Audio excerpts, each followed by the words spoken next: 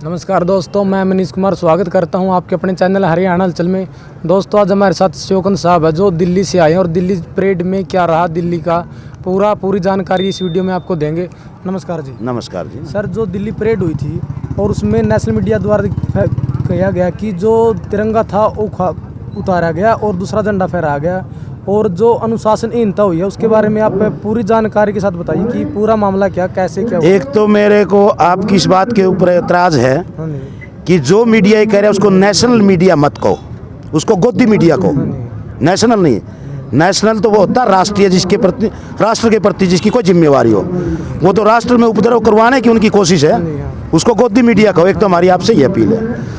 जहाँ तक बात है परेड की, लाखों ट्रैक्टर दिल्ली के अंदर पहुँचे और सभी बॉर्डरों के ऊपर, चाहे वो जयपुर वाला बॉर्डर है, चाहे वो ढांसा वाला है, बहुत ही अनुशासित तरीके से, और जो टिकरी का भी बड़ा हिस्सा वहाँ पर बहुत ही शांति प्रिय ढंग से हुआ। और हमारे जो सिंघू बॉर्डर पे बिल्कुल ही जो आरएसएस और बीजेपी द्वारा कुछ लोग पहले ही बिठा रखे थे जिनका मोर्चे से कुछ नहीं वास्ता, वो भी 1 महीने से ऊपर वहाँ बैठे थे और वो दिल्ली की तरफ बैठे थे जहाँ स्टेज के पीछे। उनकी लगातार कोशिश थी कि हम यहाँ कोई पंगा करें। वो मोर्चे का हिस्सा नहीं है, वो 2 छोटे छोटे ग्रुप हैं जिसमें आरएसएस के लोग भी शामिल हैं। तो उन्होंने अनुशासन तोड़ा और मोर्चे का फैसला था कि हम 11 बजे के बाद अपनी परेड शुरू करेंगे। मोर्चे ने पहले दिन रूट तय करके उसका नक्शा बना करके सभी जगह बता दिया था।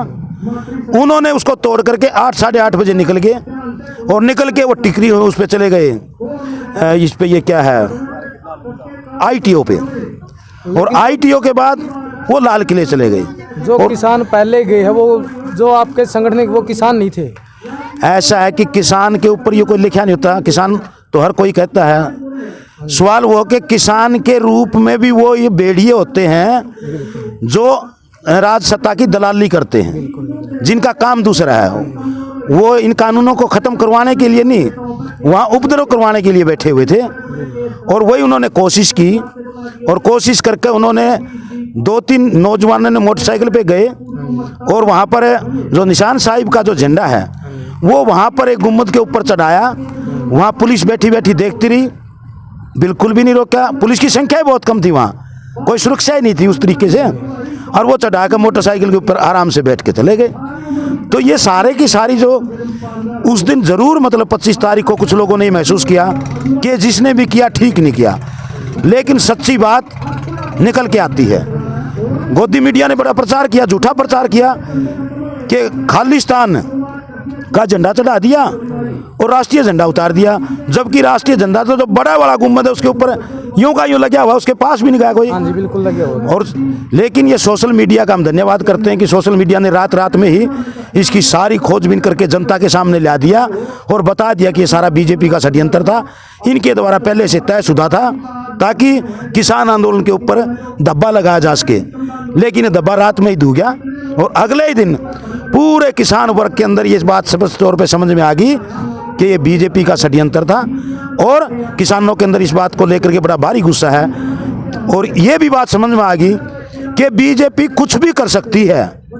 जो आरएसएस की थ्योरी है ना, जो इनकी विचारधारा है, ये मंदिर में कहीं गाय का पूंछ फंकवा देते, कभी मस्जिद में सूर का बच्चा फंकवा देते हैं।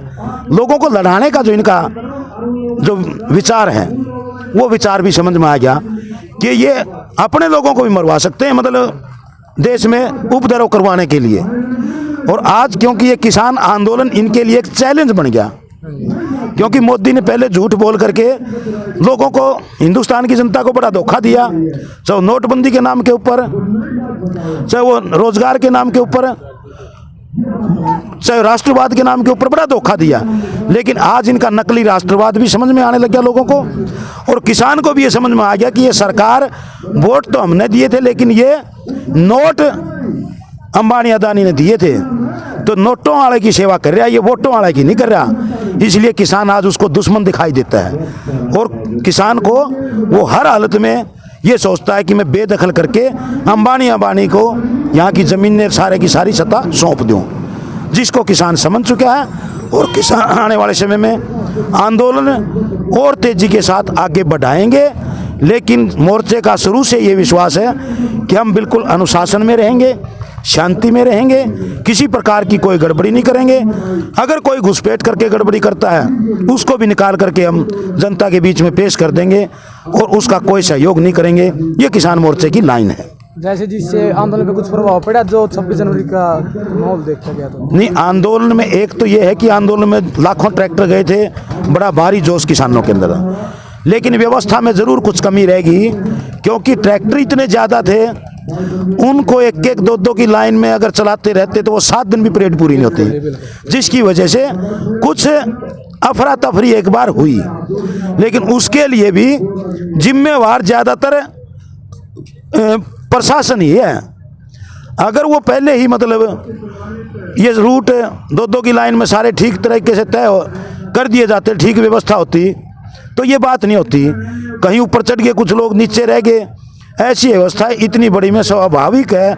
लेकिन मोर्चे ने ये भी समझते हुए कि ऐसा ना हो कि कोई घटना घट जाए दिल्ली के अंदर बड़ी, तो जो सारी रात परेड चलती, मोर्चे ने 6 बजे ऐलान कर दिया कि भाई अब जो भी जहाँ है वहीं से वापस हो जाओ, आगे बढ़ने की ज़रूरत नहीं, ताकि कोई ऐसी है फिर ये घटना ना घट जाए कि जिससे हमारे आंदोलन के ऊपर कोई धब्बा लगे। अब जी सारे ट्रैक्टर दिल्ली से बाहर आ गए या अभी दिल्ली के अंदर भी हैं? दिल्ली में लाखों ट्रैक्टर खड़े हैं। जो ट्रैक्टर पहले गए हुए थे वो यूँ के यूँ हैं, जो परेड के लिए गए थे उन्होंने आना ही था।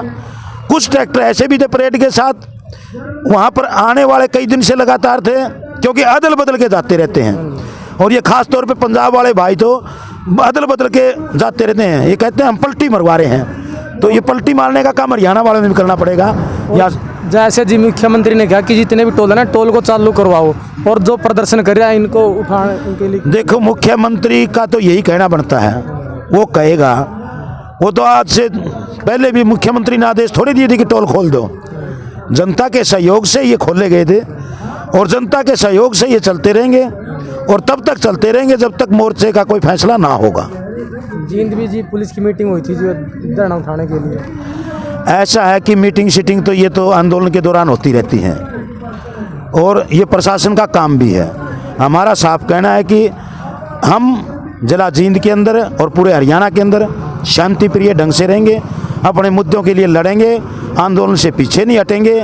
अगर कोई अनुशासन भंग करता है हम उसका सहयोग नहीं करेंगे और अगर प्रशासन कोई बीच में अड़ंगे पाता है, दखलंदाजी करता है तो उसकी जिम्मेवारी प्रशासन की होगी, उसमें किसान मोर्चे की नहीं होगी। धन्यवाद। आपका भी बहुत बहुत धन्यवाद। देख लो भाई, जो दिल्ली के अंदर हुआ है ना, पूरी सच्चाई बताई है प्रधान जी ने कि भाई पूरा मामला क्या है, इसके अंदर जो भड़का हो गया, जो अनुशासन तोड़ा गया, उसमें किसका हाथ था। वीडियो को ज़्यादा से ज़्यादा शेयर करें। धन्यवाद।